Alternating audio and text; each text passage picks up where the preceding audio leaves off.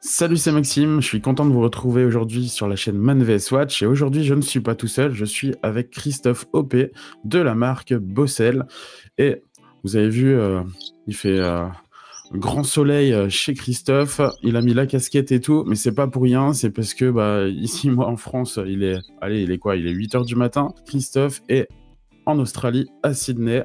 Vous entendez le chant des oiseaux. Normalement, Christophe, tu vas être dans des bonnes conditions pour cet entretien, j'ai envie de dire. Hein. J'espère que tu vas bien et merci en tout cas d'avoir accepté cette invitation sur la chaîne. Merci beaucoup, Maxime, de l'invitation. Ça fait plaisir de parler en français et d'être en France, je dirais même en Alsace. Bah oui, vu que t'es alsacien en plus. Hein. Ouais. Bon, bah du coup, c'est vrai que un peu la première question, je pense qu'on peut se poser, c'est comment ça se fait que t'es plus en Alsace, comment t'es-tu retrouvé en Australie, et un petit peu, j'ai envie de dire, présente-nous un petit peu ton parcours en horlogerie, enfin voilà, un petit peu ton parcours en fait. Alors banalement, c'est l'amour. L'amour, comme il y a des Bretons qui se retrouvent en Alsace par amour, et ben il y a des Alsaciens qui se retrouvent en Australie par amour. Je suis un ancien directeur financier dans l'horlogerie.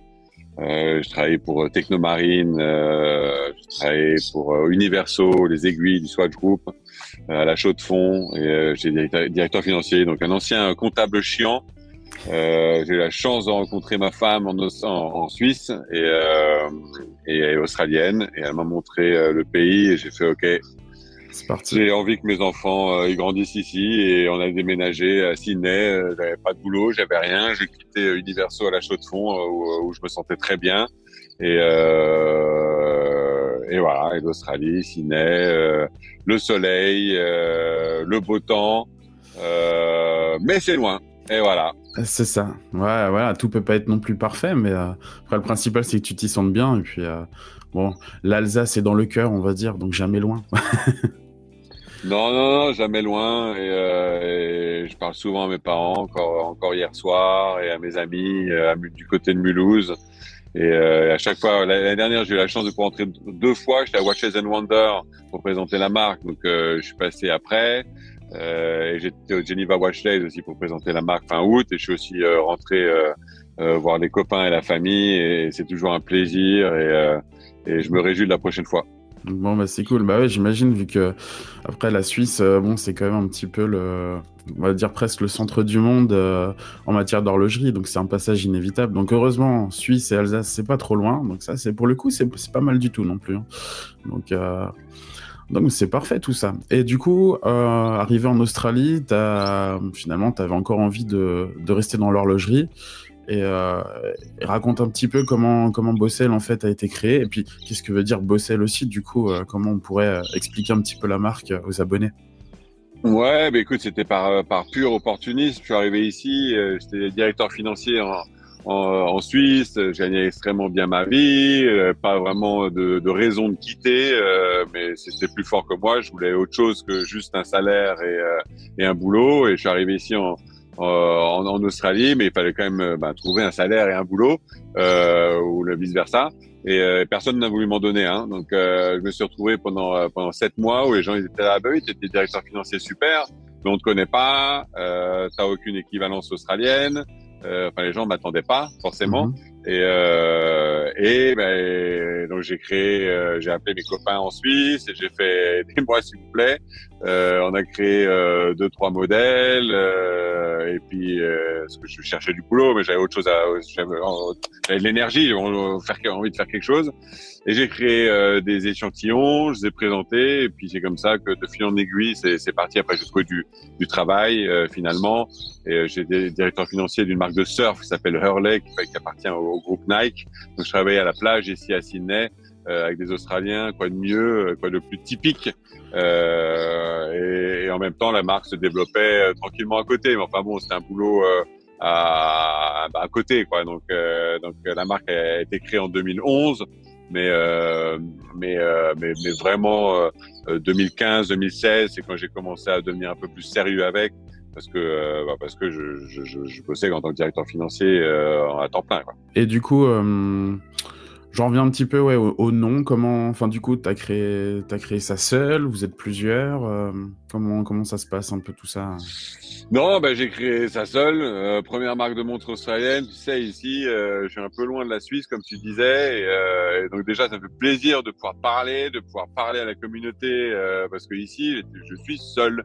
Depuis, il y a plein de marques qui sont créées après moi, mais j'étais le premier et pas facile. Donc la première marque de montre australienne. Donc le concept, c'est vraiment la marque australienne, Bosel.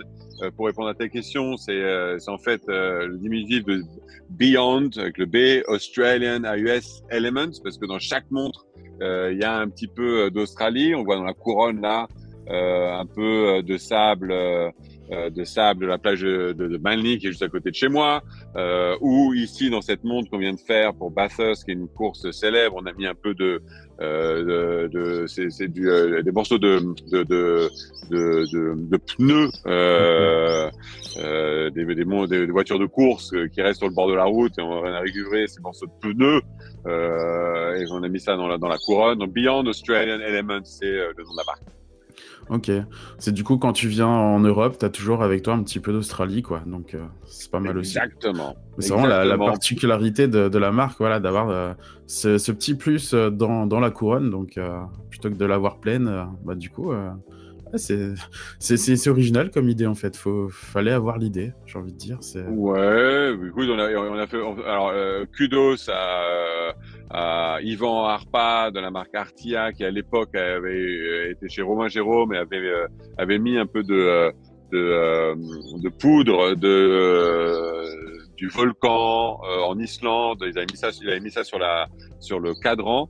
Et c'est lui qui m'avait donné l'idée de mettre des éléments dans une montre, et j'ai pas voulu le mettre dans le cadran, j'ai mis dans la couronne.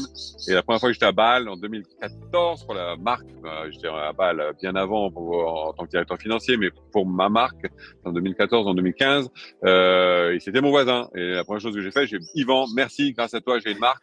Et il m'a dit merci de me remercier, parce que il y a beaucoup d'autres marques qui ont utilisé mes concepts et qui ne m'ont jamais remercié. Et depuis on est très copains. Donc rendons à César ce qu'il y a à César. C'est Yvan qui a eu cette idée de mettre des éléments dans une montre. Je l'ai mis dans une couronne, mais c'est vrai que les Australiens ils adorent parce qu'ils veulent supporter une marque australienne, et que voilà, il y a un peu de sable dans le, un peu de chauvinisme australien. Très beaucoup de chauvinisme australien, et tant mieux, et pour moi et pour la marque, et quand on est à l'étranger, l'Australie fait rêver, et d'avoir je connais plein d'amis qui ont des petites fioles avec du sable partout où ils étaient en vacances, et ben voilà, là c'est la montre qu'ils ont, quoi. Ah, mais c'est génial. Donc tu parlais de Bâle quand il était en 2014 ou 2015. Du coup, la marque, elle a été créée dans ces années-là à peu près, c'est ça? Enfin, elle a quoi, une dizaine d'années quasiment? Ouais, j'ai créé en 2011, mais bon, j'étais directeur financier, donc voilà, c'était un peu à côté. C'était 2015, vraiment 2015-2016, ça a commencé vraiment. Donc il y a eu plusieurs collections. Enfin, t'as aussi un modèle. T'as des designs de boîtiers aussi qui sont, j'ai l'impression, assez reconnaissables aussi, je trouve.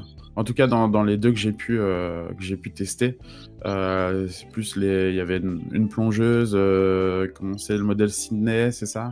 Un peu côté Sydney Diver, ouais. Voilà, le boîtier noir, cadran sable. J'avais aussi la version GMT, édition limitée Liqui Moly.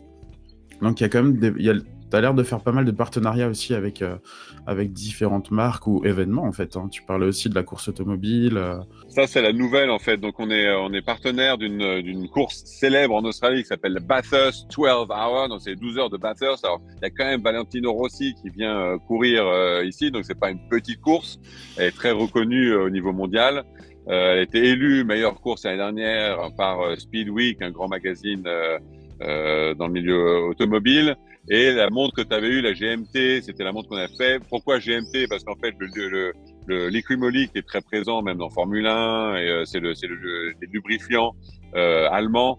Et leur logo est bleu et rouge. Donc, bien sûr, j'ai tout de suite pensé à la Pepsi et j'ai fait bleu et rouge. J'ai vu des commentaires à ce sujet-là, des gens qui disaient pas très original, encore un GMT bleu et rouge. Mais en fait, voilà, il y a la vraie raison, c'est là. C'est vrai que les coloris Liqui Moly, je pense qu'on est beaucoup à avoir en tête le bleu et le rouge. Donc finalement, c'est un hasard. Si ça avait été d'autres couleurs, bah, c'était d'autres couleurs sur la lunette, j'imagine. Ah ben ça aurait été complètement une autre couleur, mais effectivement le bleu et le rouge c'est Liqui Moly, donc j'ai fait ça et puis c'est bien sûr on rend hommage à ce que tout le monde connaît, mais c'était pour Liqui Moly. Celle-là elle est sold out, on peut plus la trouver, mais cette année on a ressorti, c'était en fait la semaine dernière, donc le week-end passé j'étais à Bathurst pour la nouvelle course et on a sorti notre nouvelle montre et là on n'a pas repris 4 en vert, donc là en fait, ils ont changé le logo de la course, qui est comme ça, très coloré. On le voit,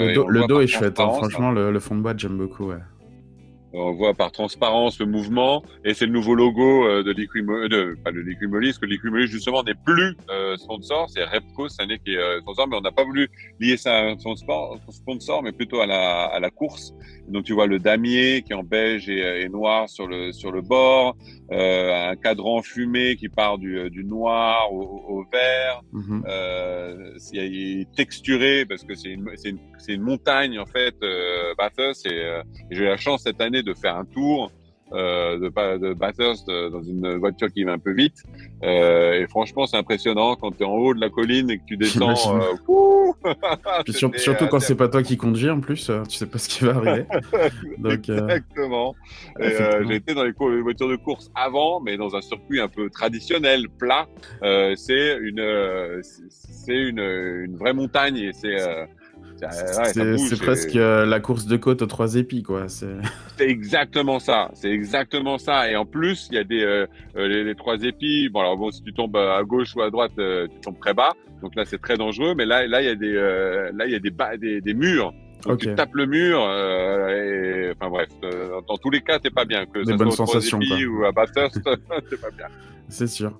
Donc en fait, moi j'ai l'impression que c'est la marque aime bien les éditions limitées, enfin pas non plus déjà des vraies éditions limitées, pas des milliers d'exemplaires, mais en plus renouveler un petit peu la collection et les modèles assez différents aussi, justement pour peut-être pas lasser les clients, les passionnés. Enfin il y a une démarche comme ça en fait de proposer plusieurs éditions limitées du coup et renouveler assez régulièrement, je pense, les collections. Ou ça se passe comment en fait? Ouais, mais c'est exactement ça. En fait, on est une petite marque, hein. On a vendu 15 000 montres depuis le début. On en vend à peu près maintenant 2500 par an. Donc c'est petit.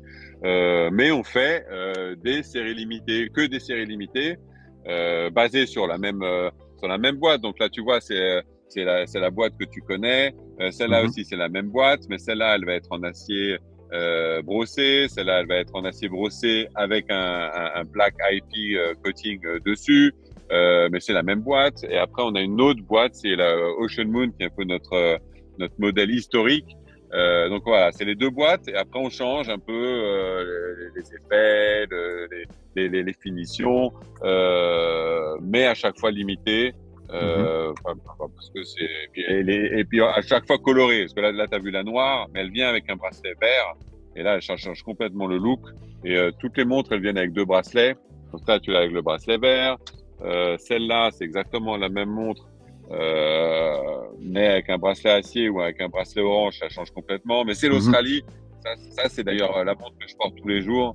Depuis le début de l'été, c'est la montre de l'été, quoi. Je pense que là où tu vis, ça donne de toute façon envie de porter de la couleur, donc ouais. Forcément, faut pas se priver. Et puis de toute façon, on sait bien que dès qu'une montre, enfin moi je le dis souvent aussi, c'est dès qu'une montre nous lasse, rien que de changer le bracelet, en fait, on a l'impression d'avoir une nouvelle montre. Donc là, en fait, finalement, d'avoir les montres livrées avec 2 bracelets différents, tu peux les changer un petit peu comme tu veux, selon ton humeur, selon les circonstances. Donc c'est génial. Et puis honnêtement, ce serait dommage de pas mettre de la couleur sur les montres au niveau des bracelets en tout cas. Donc ça c'est exactement, Maxime, cool. Et ça coûte rien un bracelet. Quand tu regardes, il y a plein de sites il y a qui du vendent choix, des bracelets hein. entre 20 et 50 euros. Tu as des trucs super, et après tu changes et puis tu la personnalises, Et moi, je le fais moi-même pour mes montres à moi. Et donc, c'est pour ça que j'essaie d'offrir un maximum. Et j'ai pas de problème. Il y a un client qui me demande un autre bracelet, je leur donne un autre. C'est vraiment pas... Voilà. Ouais, mais c'est un bel état d'esprit en fait. Mais j'ai l'impression que après, je sais pas. Est-ce on peut comparer un petit peu l'état d'esprit, on va dire, alors pas forcément horloger, mais j'imagine au sens général déjà entre l'état d'esprit suisse et australien, il y a peut-être aussi ça te permet de faire des choses, d'oser des choses différentes que si tu avais été en Suisse à faire une marque suisse, j'imagine. Tu peux un Je peu plus pense te que je faire l'aurais plaisir. jamais fait. Je pense que je l'aurais jamais fait en Suisse. Hein. Déjà, j'étais beaucoup trop confortable en tant que directeur financier au Swatch Group. Donc déjà, ça limite ton envie d'entrepreneuriat. Il est peut-être un peu moindre, je dirais. Et puis en plus, il faut déjà oser, quoi. Hein. En Suisse, lancer une marque, pas évident. Ici, alors, j'étais au pied du mur, personne ne voulait me donner de travail, donc il fallait que je trouve une solution. Donc voilà, ça a été mon catalyseur. Mais après, c'était un peu plus simple et plus compliqué parce que j'étais loin. Mais Mhm. bon, j'avais l'expérience, j'avais les contacts. Mais par contre, effectivement, ça n'existait pas. Donc quand je disais, je lance une marque de montre. Tous les Australiens, ils disaient, ah mais c'est génial, et ils sont venus derrière, ils ont voulu me supporter, quoi. Donc ouais. Alors Ouais. qu'ensuite, je pense pas que j'aurais le même soutien. Il y en a tellement des marques. C'est ça, niveau concurrence, c'est pas la même chose, quoi. Et puis bon, l'Australie, c'est un grand pays aussi. Bon, déjà en termes de superficie, mais comme tu dis, voilà, il y a des endroits où il y a pas mal de la population. Ils sont assez attachés à leur pays, donc forcément, comme tu dis, ils étaient là derrière toi à pousser aussi pour le projet. Donc, je pense que tu te doutais que ça allait avoir un bel accueil, en tout cas, de la part des Australiens. Et puis, même du coup, maintenant, je pense aussi au-delà. Je sais pas, après, la clientèle, est-ce qu'elle est internationale? Est-ce que c'est davantage quand même en Australie? Ou est-ce que l'Australie et l'horlogerie, est-ce qu'ils sont sensibles à ça aussi? Enfin, comment c'est à ce niveau-là? Non, alors écoute, il y a beaucoup de fans de montres en Australie, comme partout. Mais la situation économique n'est pas la meilleure, pas dans le monde entier. En ce moment, on traverse quand même une période assez compliquée. Sauf qu'en France, quand on achète son appartement ou sa maison, les taux sont fixes pendant 20 ans et on paye le même remboursement tous les mois. Alors qu'en Australie, c'est pas le cas, c'est que du D'accord. variable. Donc quelqu'un qui a acheté sa maison et qui payait $4 000 de remboursement par mois, maintenant, avec les taux qui ont augmenté, il paye entre 9 et 12 000, dépendant de sa banque. Donc Ouais. il faut déjà les sortir les 9 ou les 12 000 et ça il y a pas le choix. Hein. C'est pas, on te dit pas ah oui mais si tu peux, non, il faut les payer. Donc Ouais, bien donc il y a sûr des qu'il choix y à a faire beaucoup au de niveau du choses, budget, quoi, il y a c'est des sûr. choix à faire. Il y a des gros choix à faire. Donc l'Australie n'est pas au top. Donc heureusement on s'est bien développé à l'international, surtout l'année dernière avec Watches and Wonder et Geneva Watch Days. C'était un peu avec ça en tête, on l'a pas fait pour rien, parce que Mhm. ça représente quand même beaucoup d'investissement de venir pour une marque depuis Sydney jusqu'à Bah oui. Genève. C'est un peu autre chose que de venir de Paris ou de Mulhouse ou de Genève ou de Suisse. Ça a payé et là on vend. On va dire, je veux dire, quasi 80%, c'est des clients internationaux, que ce soit aux États-Unis, en France. On est très suivi en France. Merci les Français. Merci beaucoup de votre soutien. N'hésitez pas à liker la vidéo et puis à commenter, hein, du coup. Hein. Mais carrément, mais carrément. Ce sera intéressant d'avoir le retour. Non, mais c'est. Et puis, tu m'avais parlé aussi d'une histoire au sujet des Geneva Watch Days. Au niveau de l'affichage, tu parlais, toutes les marques montraient leurs montres en photo, sauf du coup Bosel. Et raconte un petit peu, voilà, pourquoi vous avez voulu faire un peu différemment des autres marques. J'essaie de trouver une image pour la mettre sur la vidéo, mais j'avais bien aimé le petit truc. Ouais, bah écoute, je savais pas qu'on allait faire différent. Pour moi, c'était évident que on est dans un show de montres, donc bien sûr qu'on va avoir des montres, donc ça sert à rien de les montrer parce que de toute façon, il y aura un stand où tu feras la montre en vrai. Nous, on vend un état d'esprit, on vend l'état d'esprit australien. Bien sûr que nos montres, elles sont bien faites. Bien sûr qu'elles peuvent aller dans l'espace ou qu'elles peuvent aller au fond des océans comme toutes les autres montres, parce qu'elles sont faites dans les mêmes usines que toutes les autres montres. Mais nous, ce qu'on vend, c'est le lifestyle australien. C'est donc l'affiche. Donc comme tu disais, Maxime, il y avait que des montres, des montres, des montres, des montres. Et puis il y avait Bosel où il n'y avait pas de montre.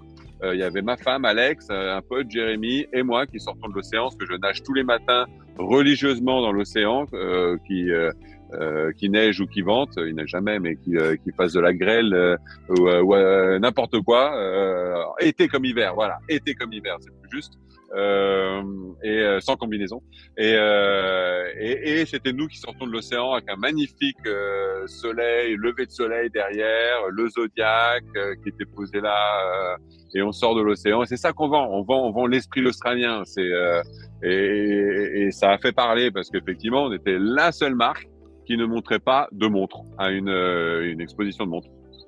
Bah c'est génial parce que finalement, au niveau coût de pub, c'est le meilleur en fait. C'est ce qui fait sortir du lot. C'est ça qu'on va retenir plutôt qu'une énième affiche où on voit encore une montre, etc. Donc, je trouve ça un petit coup de génie en fait en soi. Hein. Bah écoute, quand moi je suis au contact, je suis dans le magasin, je parle avec les clients, je suis pas derrière un ordinateur, machin, là, je suis en contact avec les gens et les gens, à bout d'un moment, ils s'en foutent du mouvement, de combien il y a de jours, de machin et tout. Alors, bien sûr, il faut les rassurer que ça soit une belle montre bien faite, mais c'est une émotion qu'on achète. Bien sûr. C'est un événement. C'est il y a mon fils, il y a ça, j'ai ci. On lie ça à un événement. La batteuse, bien sûr, parce qu'on va lier ça avec, on est connecté avec cette course et c'est ça qu'on vend. C'est une émotion, c'est une sensation. C'est l'objet. Personne n'a besoin d'une montre pour. Bah non, ça sert à rien. Si ça servait à quelque chose, on le saurait, mais c'est aussi ça l'avantage d'une marque à taille humaine, hein, finalement, où tu as à la fois le patron qui fait un peu de tout, et t'arrives pas dans un magasin où tu as affaire juste à un vendeur ou un commercial, ou comme sur les salons, hein, quand tu vas à Genève, là, au mois d'avril, par exemple, il y aura les différents salons horlogers, tu sens tout de suite la différence entre Watches and Wonders, où tu as affaire à des... Alors, c'est pas non plus une critique, mais tu as affaire à on va dire des commerciaux ou des gens qui ont été formés pour présenter les montres. Et tu as d'autres salons beaucoup plus petits, tu as les créateurs indépendants par exemple, où là tu as affaire directement aux créateurs, tu vas parler avec eux, ils vont te parler de leur bébé en fait, et ça n'a rien à voir en fait. Donc ça c'est en fait l'avantage aussi d'une marque comme Bosel en fait. T'as plus tu peux avoir une émotion différente en tout cas. Un contact différent, et ça je trouve c'est un gros plus en tout cas. Comme tu disais, voilà, on va en boutique, du coup il y a un showroom, c'est ça, à Sydney ou... Alors il y avait un showroom, là on l'a fermé parce que justement la situation économique est morte, donc on voit rien en ce moment, donc on l'a on l'a mis en pause, et on va le rouvrir je pense, espérons d'ici fin d'année, mais au même endroit dans les Rocks. On est super bien, ils nous aiment bien, on les aime bien, bref, juste à côté de l'opéra, du pont, enfin vraiment le plus bel endroit. Donc on va rouvrir au même endroit, mais là en ce moment on met ça en pause parce que ça sert à rien, et puis qu'on vend plus à l'étranger, mais effectivement oui, encore il y a pas longtemps quand il était ouvert, on parlait à moi directement, mais c'est parce que je n'ai jamais vendu une montre, je parle d'une passion, et après si les gens adhèrent à la passion et au truc, bah tant mieux, et s'ils adhèrent pas, tant mieux aussi. Je sais pas. Ils peuvent revenir plus tard, de toute façon. Donc, mais en tout cas, l'idée, la graine sera plantée finalement, et puis ça fait son chemin après ou pas. Ouais, et puis c'est comme dans la vie, hein, on clique avec des gens, on clique pas. Enfin, c'est comme ça. Hein. Exactement. Après, c'est voilà, les goûts et les couleurs. Heureusement que c'est différent d'ailleurs, mais ça permet d'avoir du choix. Et là, je reviens un petit peu, si tu parlais, voilà, les montres, voilà, comme les autres marques sont faites pour aller dans l'eau, etc. Quand tu as créé la marque et tout, du coup, je pense que tu avais des contacts, comme tu disais, pour trouver, j'imagine, des fournisseurs pour créer, faire les boîtiers, les aiguilles, tout ça et tout. Comment ça s'est passé? C'était pas trop compliqué? J'imagine que c'est quand même une petite aventure déjà d'imaginer les designs. Est-ce que c'est toi qui t'en es occupé? Enfin, comment ça s'est passé un petit peu la création des premiers modèles, la recherche des fournisseurs, de l'assemblage du premier modèle, etc. En fait, le début de l'aventure. Ouais, écoute Maxime, au début, on va se remettre juste le fait que je suis un comptable. Donc, je suis un ancien comptable chiant qui faisait des tableaux Excel et des plus et des moins et des machins. Donc je suis passé de ça à tout faire dans une marque de montre, parce qu'au début tu fais tout parce que t'as pas les moyens de payer quiconque. Donc déjà il y avait ça, et je suis pas un designer de montre.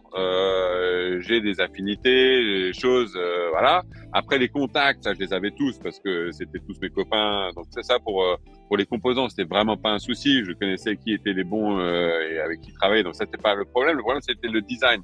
Au début, je faisais des choses, je voulais absolument pas qu'on puisse me dire ah mais ça c'est une Patek Philippe référence machin que t'as un peu ou c'est une plongeuse tala et donc c'était vraiment ma hantise. Donc je faisais des trucs un peu barrés, un peu différents.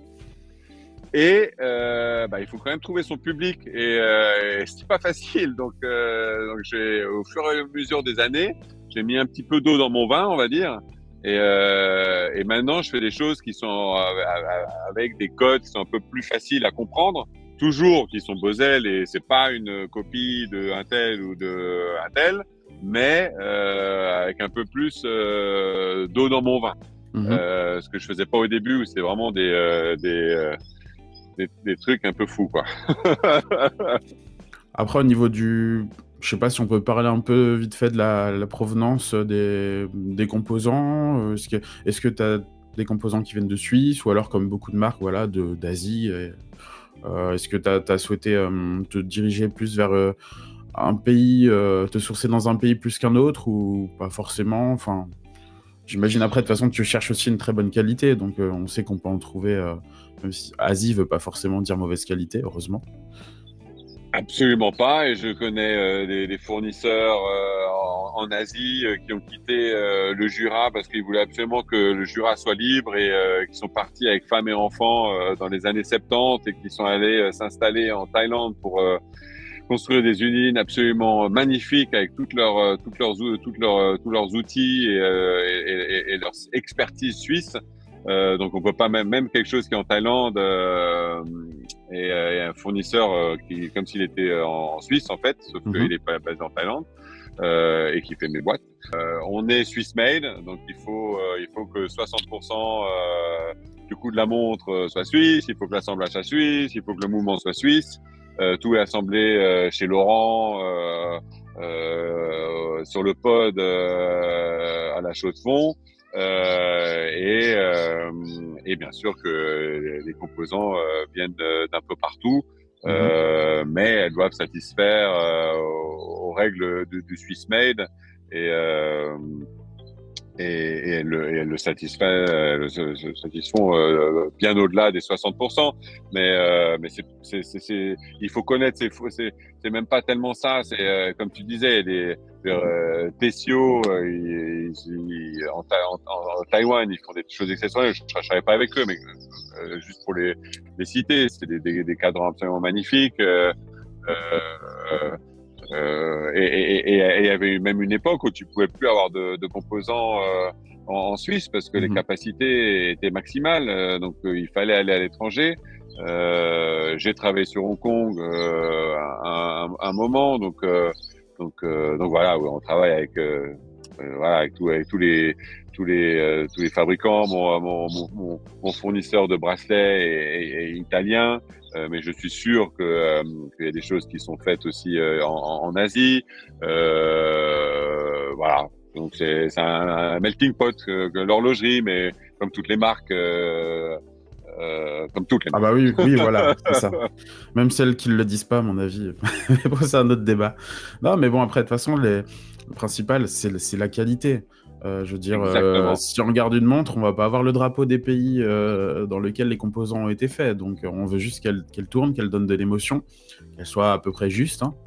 mais voilà, et puis qu'elle finisse pas en morceaux au bout de 2 mois au poignet, quoi. Donc, non, et puis il faut pouvoir raconter l'histoire. C'est ça le problème de dire ah bah oui, mais ça vient de ci, ça vient de là. Si tu racontes pas l'histoire derrière, les gens ils s'arrêtent juste au mot Thaïlande. Et alors que, comme je viens de te dire, en fait c'est un Jurassien qui est parti du Jura parce que il voulait que il voulait le Jura libre et il a créé son usine en Thaïlande et que c'est une usine suisse. Tu manges par terre, c'est tellement propre, c'est toutes les plus Ah belles oui. machines suisses. Donc t'es carrément en Suisse avec, mais c'est en Thaïlande. Donc si tu C'est n'arrives pas juste à raconter le cette sol sur histoire, lequel est posé est en Thaïlande, voilà. mais le reste T'arrives pourrait pas être à en Suisse, raconter quoi. exactement. T'arrives pas à raconter cette histoire. Les gens ils s'arrêtent juste au mot Thaïlande et font C'est OK, ça. pas cher, machin. Non, mais c'est même pas en plus. En plus c'est cher.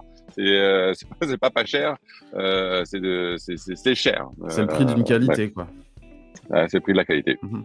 Ouais, voilà. Mais c'est quand tu Bien à regardes, dire. on a réinventé le fond de boîte au lieu d'avoir un fond de boîte qui prend tout comme celui-là.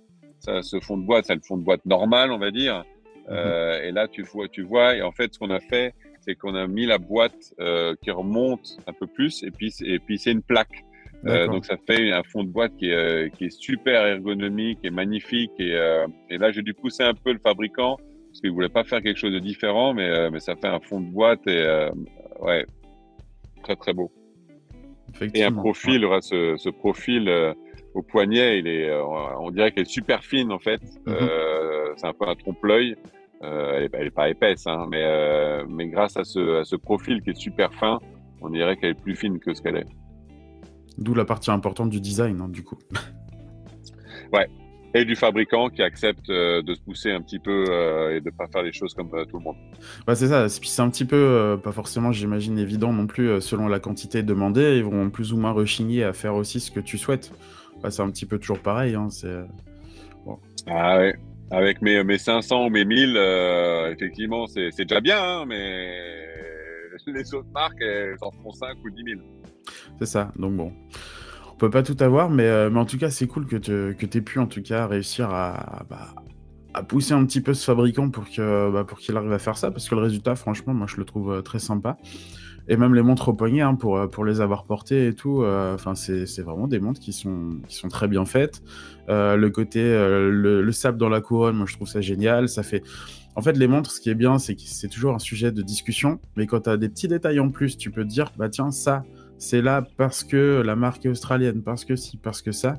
Et du coup, tu continues un petit peu la discussion avec les personnes, et bah c'est génial en fait. Et t'as pas forcément ça du coup avec toutes les marques. C'est que du bonheur, hein, j'ai envie de dire. Mais C'est ça, c'est l'Australie. Ça fait j'ai pas rencontré, que ça soit aux États-Unis, en France ou ailleurs, j'ai pas rencontré quelqu'un qui va me dire l'Australie, oh bof. Non, l'Australie, ça fait rêver tout le monde. mais oui, Les Australiens, ils sont tous sympas. Les Australiens qui voyagent, c'est tous des bons vivants. Ils ont le sourire. Ils ont envie d'aller vers l'autre. Et c'est la raison qui m'a fait venir ici. C'est que tu vas même acheter n'importe quoi et la personne de l'autre côté du comptoir, elle va être super contente de te voir. Et comment ça va? T'as passé une bonne journée? Au début, ça choque. Les gens sont là, mais pourquoi tu parles? c'est un petit peu comme aux USA en fait, hein, finalement pour y être allé l'été dernier. On n'a pas l'habitude en fait d'avoir les gens qui viennent spontanément discuter vers toi, savoir comment ça va et tout. Donc voilà, c'est en France, on est très finalement ça.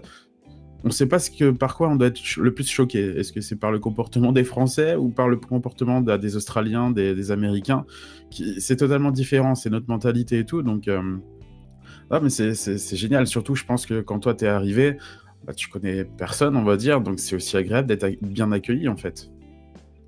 Ah oui, voilà. Et encore la différence des États-Unis, il y a quand même beaucoup le système du type aux États-Unis. Ils sont obligés d'être gentils quand même parce que sinon il n'y a pas de pourboire. Ici, ça C'est vrai n'existe pas. aussi. Ok. Ici, ils sont vraiment gentils parce qu'ils sont gentils. C'est vrai qu'on peut se poser la question. On se posait la question en tout cas aux États-Unis à se dire est-ce que c'est de la vraie bienveillance voilà, ou est-ce que tu as le côté l'appât du gain, enfin voilà, pour avoir des bons tips parce que bon, concrètement, si c'est juste sur le salaire, ça va pas, ils vont pas aller loin avec. Donc, mais ok, en Australie, je savais pas du tout comment ça marchait, donc effectivement, c'est encore différent. Tant mieux, j'ai envie de dire. Du coup. C'est le soleil, tu sais, quand tu vis au soleil et que tu es dans un pays où tu as juste à gratter au sol pour avoir... Il y a des ressources naturelles qui sont... on a tout ici. Que ça soit du charbon, du gaz, du pétrole, de l'or, des diamants. t'as juste à gratter et il y a tout. Donc on est un des pays, on devrait être le Moyen-Orient. Alors après c'est un autre débat parce que ils taxent pas beaucoup, donc il y a pas beaucoup d'argent qui remonte à l'État. Mais c'est juste un pays qui est trop riche, quoi, trop heureux. On attend d'avoir des montres. On attend d'avoir des montres avec un petit diamant dans la couronne, un peu d'or, un peu de. C'est une idée. Moi, je pense que tu as déjà pensé. On y travaille. Ouais, on y travaille. J'imagine. Ouais, du coup, là, dernièrement, il y a eu aussi un partenariat avec Seconde aussi, que je pense que certains connaissent parce que la marque a déjà fait aussi des partenariats avec plein d'autres marques horlogères. Donc, comment ça s'est passé, ça, en fait? Parce que c'est génial, ça offre aussi une belle visibilité, je pense, aux passionnés de faire ce genre d'édition limitée. Écoute, c'était super de travailler avec Romaric, qui est la personne derrière Seconde, qui est un créatif et un artiste absolument extraordinaire. Et quand il est venu et en fait, il a pris ce modèle et il l'a transformé. Il est venu avec un concept. Tu pourras peut-être montrer la photo. Donc bien sûr, c'est la seconde qui change. C'est son concept. Et là, il a mis la seconde. Il a mis un petit aileron de requin avec une ligne d'horizon. Donc si tu regardes la ligne d'horizon, qui est l'aiguille des secondes, avec l'aiguille des requins, ça fait un aileron de requin. Mais vu que ça tourne, l'aileron, il devient l'aileron d'un surfboard. Donc c'était un peu pour jouer sur les perspectives. Et c'est vraiment ma vie de tous les jours. Je nage dans l'océan, moi, tous les matins. J'ai la chance d'avoir vu beaucoup de requins dans ma vie, des gentils, des méchants, mais qui m'ont rien fait. Voilà. Ça, c'est le charme de l'Australie aussi. T'as juste les animaux les plus dangereux du monde qui sont là-bas. Hein. Qui sont là et on vit et on sait qu'ils sont là et on sait que quand on va dans l'océan, on est dans leur territoire, pas dans notre territoire. Et quand on a la chance d'en rencontrer un, moi je trouve que c'est une chance et je prends ça comme une chance. Et à côté, on a les surfeurs qui font leur truc et moi tous les matins, je suis avec eux. Et voilà, donc c'est la vie de tous les jours ici. Et je trouve qu'il a bien capturé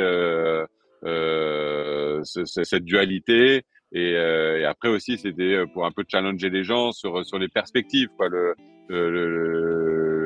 Les requins, j'avais fait un peu des recherches, on n'a même pas parlé dans notre communication, mais Maxime, je sais pas si tu sais, mais j'ai juste tapé combien il y a de requins qui sont tués par an.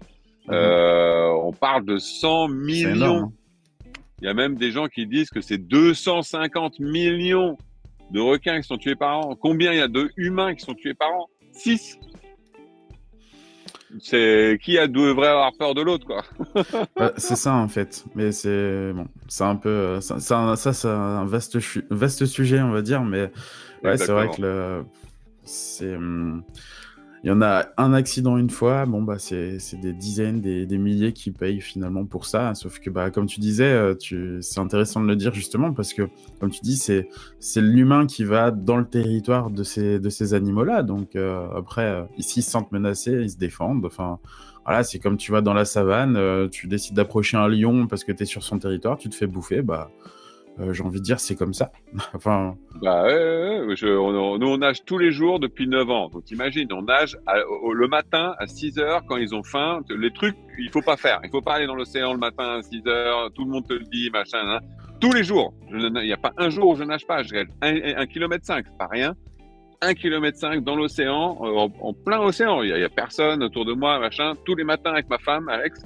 En 9 ans, donc ça en fait des matins. Et ben une fois, on a vu un requin un peu méchant qui s'appelle un bull shark, où on dit si lui il te voit, il est un peu bête, il te mange.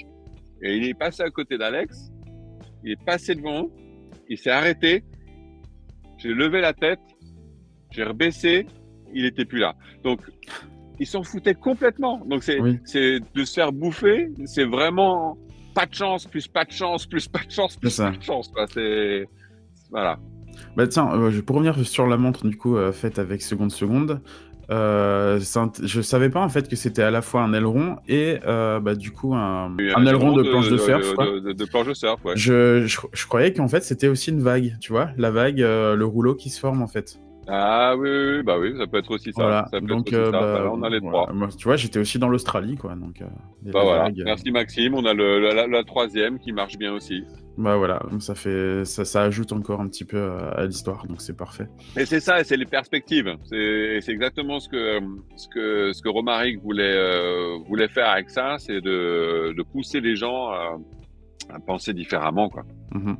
Exactement. Et du coup, pour le futur là, de la marque, moi j'imagine un petit peu augmenter aussi un petit peu les ventes, se faire connaître encore plus du coup à l'international, mais est-ce qu'il y a aussi d'autres collaborations de prévues, d'autres types de modèles, d'autres types de montres, je sais pas, chrono, enfin, qu'est-ce qui est dans les tuyaux en fait, hein, Alors, collaboration, oui. Seconde, voilà, ça c'était le mois de février. Là, fin février, on a fait Bathurst, la montre des 12 heures de Bathurst.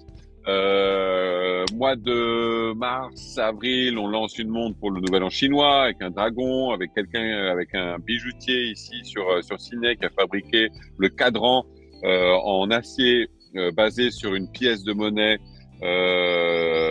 un peu ancienne chinoise, qui est absolument magnifique. La boîte, la boîte noire, mais on va la faire nous-mêmes avec du papier de verre. On va la aging, on va la lager comme ça, on va la vieillir. Ok. Et elle va être magnifique ce montre. Et après, on a d'autres collaborations. À peu près tous les mois, on vient avec quelque chose. De nouveau, on a une montre absolument superbe avec un cadran bleu et dans la couronne il y a du sable rouge. C'est les Kimberley, Ok. qui est une région absolument superbe où il y a l'océan et puis le rouge. Donc toujours lié un peu à l'Australie avec des couleurs australiennes, des couleurs qui nous rappellent l'Australie. Et bien sûr, alors pas bien sûr, mais le gros truc qu'on va sortir, c'est le chrono. D'ici la fin de l'année, on sort un chrono en collaboration avec quelqu'un aussi. On a fait seconde, quelqu'un d'autre aussi, voire plus connu que lui. Et ouais, on va en entendre parler aussi, je pense. Ok. Chrono mécanique. Chrono automatique. Ok. Ouais, mais mécanique automatique, ouais. Ça marche. Bon Pas bah c'est manuel. cool. D'accord. Ouais. Bon bah il y a plein de choses de prévues, donc autant de bonnes Mais sur raisons la en même fait, base, hein. de suivre. Ok.